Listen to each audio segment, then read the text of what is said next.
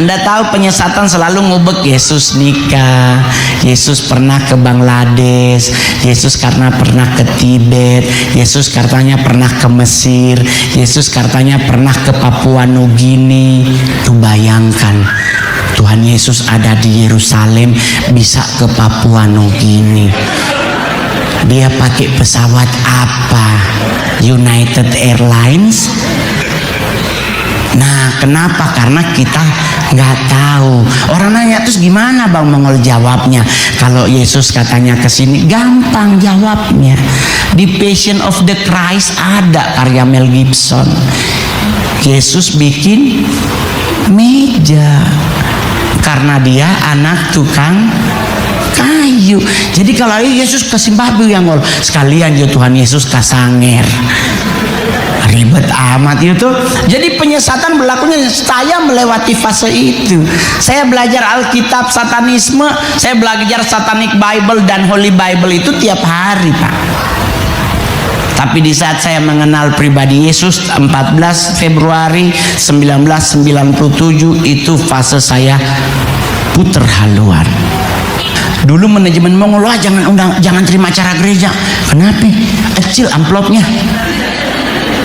Menurut mereka kecil, tetapi hidup yang kita nikmati saat ini itu lebih mahal daripada honor yang dikasih.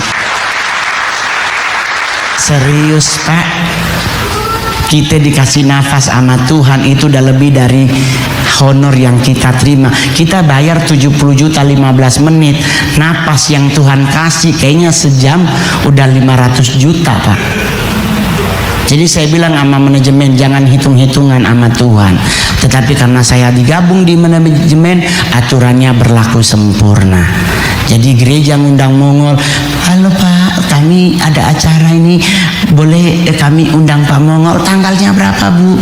Oh tanggal, biasanya berapa ya persembahan kasihnya? Oh untuk DKI Jakarta 40 juta. Langsung bunyi yang nelfon, darah Yesus. Kalau 40 juta gereja bayar kan kasihan. Aksesoris ibu gembala di Pegadaian, motor ibu, kasihan loh. Jadi mau gimana? Ya nikmatin aja. Yang penting sekarang saya udah nyampe Amerika. Ternyata November saya harusnya ke Israel, batal karena ada perang. Iya, tanya sama Billy, kita harusnya November ke Israel, nggak jadi katanya. Ya puji Tuhan, berarti terima tuh job di Indonesia. Sekarang sudah di Philadelphia. Enak ngol, serem. Kita hidupnya di hotel bintang 5, tapi sebintang 5 apapun kalau di luar bunyi tembak-tembakan, kita di dalam mut-mutan. Oh Tuhan, ini kok dia masuk mati tuh orang ini. Temen Mongol Kiki sampai tidur di lantai, Pak, gara-gara katanya jangan sampai kena peluru nyasar. Kita di kamar yang satu gelap-gelapan, Pak, karena sebelah kita parkiran. Jadi kita saya mati jo, lampu saya mati jo, jangan sampai penjahat masuk. Kayak keinget film gitu ya. Ya Tuhan Yesus, saya nggak punya rumah di Manado, sis beli rumah di Philadelphia lebih murah. Karena kalau rumah di Philadelphia sis yang tinggal, kalau lu beli rumah di Manado saudara mama yang tinggal susah diusir. Nanti yang tinggal mama PAD anak semua. Kalau kita mau diusir nanti, oh anak kecil kita yang cebok-cebok hilang lagi. Jadi mending beli rumah di Philadelphia, lebih murah konon kabarnya ya. Udah dapat masukan semalam, kita lagi ngumpulin duit, ginjal berapa orang ya untuk kita colong untuk beli rumah di Philadelphia. Kayaknya mungkin Mongol umur 50 tahun kesini lah ya. Ya, kok diaminin. Pak, bahasa Inggrisnya TOEFL-nya baru 25, Pak. Jadi jangan dulu ke Amerika mau belajar bahasa Inggris dulu. Karena Mongol di Amerika ini stres sama orang bule ngomong harga. Kita tanya how much, cepet banget dia ngomong. Kita mau 60 apa berapa nih dia bilang tadi ya. Kita mau nanya lagi nggak enak. Jadi yaudahlah kasih duit cepet gitu ya, segitu kembaliannya itu tadi harganya gitu. Itu di bandara kemarin. Dia cepet banget ngomong, kita langsung oh ya. Gua kasih lah duit cepet, dia kembaliin, oh $16. Jadi gue mikir-mikir, ini 60 apa 16 ya dia ngomong. Jadi emang bener-bener ya kasihan kalau kita ya. Jadi buat para stand up komedian yang nonton ini, ingat belajar bahasa Inggris, pasar di Amerika kenceng. Kan terakhir orang nanya sama Mongol, kok engkau diberkati Tuhan sampai hari ini? Apa rahasianya? Bapak Ibu tahu, karena saya taat memberi perpuluhan buat Tuhan. Saya tidak disuruh gereja loh Bapak Ibu. Saya setiap dapat honor, dulu saya masih kerja di Jakarta, masih kerja di kantoran, masih kerja di jualan koran. Saya masuk Jakarta di saat batal sekolah pendeta, saya jualan koran di Tugu Tani, Pak. Saksi hidupnya masih ada. Dulu beliau security, sekarang jadi kepala security di Hotel Arya Duta. Karena kenapa kita hafal? Karena di saat ada razia kita larinya ke mereka. Jadi orang nanya, terus gimana abang jualan koran? Saya jualan koran jadi orang sumbing. Mohon maaf kalau ada orang sumbing, saya tidak melecehkan Anda, tapi itu saya lakukan supaya korannya laku. Karena kita ada kompetitor 4, jualan 5 orang, gimana mau jualan kalau kita nggak pakai strategi? Jadi saya jualan ngolan. Serius Pak, dosa bohong. Jadi saya ngolan gitu. Didiemin, Mongol bilang mau beli amang mamanyain.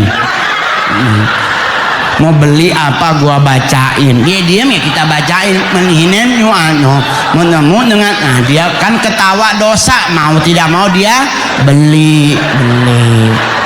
Dan Anda tahu saya main film paling pendek dialognya di saat saya main film The Secret Suster Ngesot by RA Production, Raffi Ahmad Production. Itu ada dialog di TikTok yang top antara saya dengan Nunung. Sempat EYP ya? FYP ya. Saya ditanya sama Nunung kan, bagaimana kabar anak saya Pak Mantri? Saya cuman jawab, Una meninggal. Nunungnya teriak, apa? Udah meninggal? Nah dia nanya sama orang, Una meninggal. Anda tahu saya dibayar berapa sama Raffi? 100 juta. Keren kan? Ditransfer 100 juta, langsung Mongol kirim 10 juta ke gereja. Bugem, perpuluhanku masuk. Orang nanya, kenapa langsung ditransfer Bang Mongol? Karena kalau saya tunggu ditransfernya akhir bulan, so abis itu dong.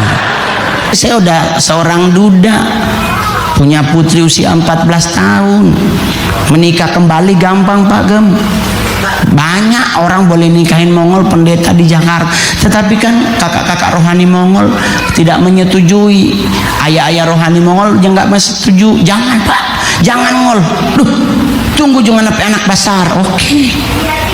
Tapi kan Pak, jangan nikah 2 kali, karena kekristenan menikah sekali seumur hidup. Terus kalau nikah lagi bagaimana? Cerai mati Ngol. Maksudnya diantara ngoni 2 siapa lebih dulu mati, selanjutnya boleh kawin. Oh ya udah kalau begitu, Mongol bunuh dosa. Ya toh? Kita mau doti, kita mau pakai pelet, dosa. Apa yang harus Mongol lakukan? Saya bawa dalam doa setiap hari. Itu doa subuh, beston, Bapak Tuhan ampuni aku, cabut nyawanya. Enggak bercanda. Saya doakan mantan istri saya hidupnya diberkati Tuhan. Tapi mantan istri saya sekarang udah pindah agama.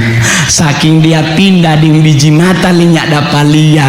Jadi kalau dia, Ron, mari coba kudapan. Nggak, takut ngana bawa bom. Tak cucu. Mana ngana mata. Aduh.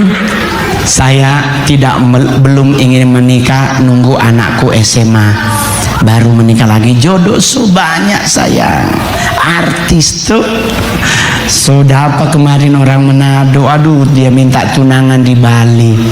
Kon dia bawa-bawa mama pas saudara 8 orang kak. Duh 8 orang tambah suami 16 tuh. Kung di DP anak duh kita anak yatim piatu, anak tunggal. Kita cuman bawa 2 orang, dia 62. Kawin jodang di Bali kalau begini Tuhan, hendaklah lebih menikmati kesendirian, karena dengan kesendirian Ros masih ya kan, kalau sodeng nyonya nggak mungkin masuk Ros. Nado sayang tuh Louis Vuitton itu harus. Malah kalau sendiri Ros, Birmingham semua. Besok Mongol di New York udah Mongol tulis. Mari kita terang kasih nih, siapa tahu ada Bottega. Tenang, New York makan jalan-jalan ya tuh. Pak Mongol kenapa nggak naik mobil? Lah Musa jalan kaki 40 tahun, 100 DP umur. Jadi kalau anda ingin umur panjang, jalan kaki, betul. Tapi kalau ingin lebih umur panjang adalah budek pak. Orang budek itu lama mati. Mongol PO mak dua-dua 100 baru mati, karena dua-duanya budek. Bahasa Manado pongo. Kenapa budek lama mati? Dipanggil sebelah dia nggak dengar, apalagi sama yang di atas. Iya tuh, mungkin Tuhan so panggil Ibu Yohana, dia nggak dengar oma. Jadi budak umur panjang. Yang kedua umur panjang apa? Rendah hati, sama dengan Pak Gembala. Pak Gembala saking rendah hatinya nyambut Mongol. Luar biasa. Kadang kalau artis tuh langsung disuruh ke ruangan. Ini beliau masih nyamperin Mongol. Itu ciri-ciri orang rendah hati. Orang rendah hati pasti lama matinya. Kenapa? Karena orang sombong itu pasti jalan petenteng-petenteng ya tuh. Apa lu lihat-lihat ini? Apa lu? Nah itu kalau malaikat maut nunjukin muka, habis dia. Tapi kalau rendah hati jalannya nunduk, ya shalom, ya pulang dulu ya. Kalau jalan nunduk tuh kan malaikat maut nunggunya di depan. Dengan dia nunduk, oh Tuhan DP kaki balik tuh.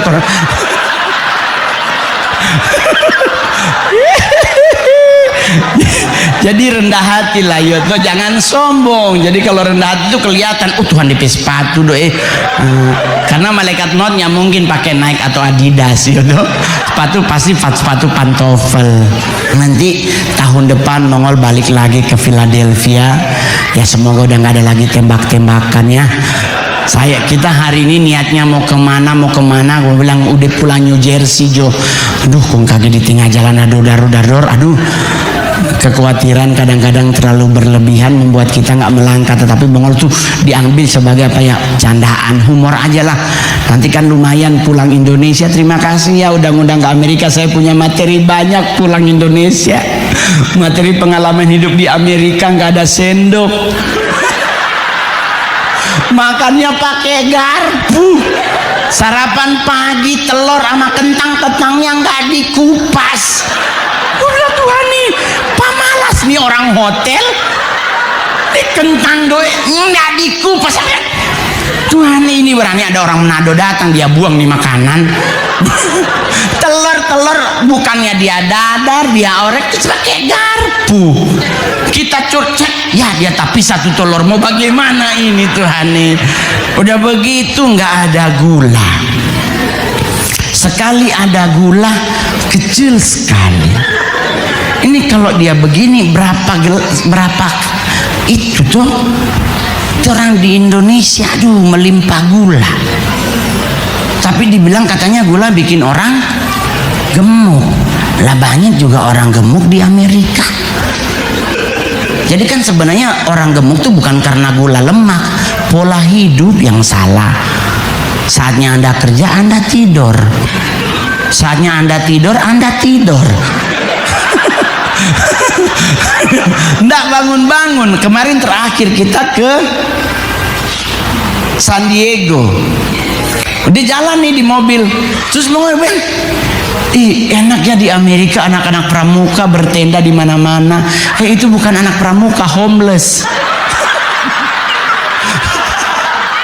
Kita kira anak pramuka bertenda. Apa di pinggir jalan ada tenda, oh mungkin mereka lagi buat modapa beds apa sebagainya, harus bikin tenda. Ternyata kasihan di Amerika tenda itu homeless. Pulang-pulang jo di Manado kalau begitu, itu kerja sana di Manado banyak tanah. Ya tuh kasihan loh di Amerika ya, orang pakai narkoba di pinggir jalan loh, kok nggak ditangkap polisi gitu.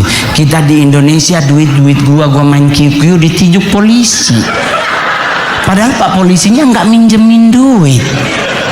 Karena saya juga ketangkap polisi gara-gara QQ pak. Saya masuk penjara tahun 2009 gara-gara ngapain?